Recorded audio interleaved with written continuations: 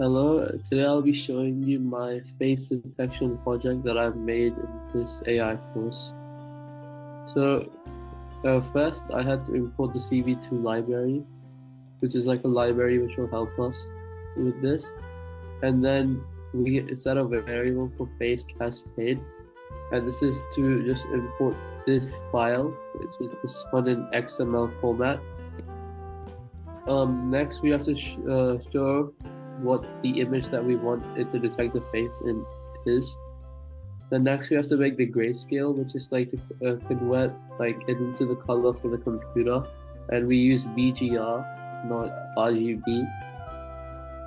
Then the face is to like detect the face, and using the grayscale. This is for the minimum wavelength, and this is for the face. And this for loop is for the x, y, width, and height coordinates. So we make a rectangle, and we set the position of the image using the x and y coordinates, and then we add the width and height to make the rectangle. This is for the color, and this is for the thickness of the rectangle, and this is just for the output. So now I'll show you what it looks like.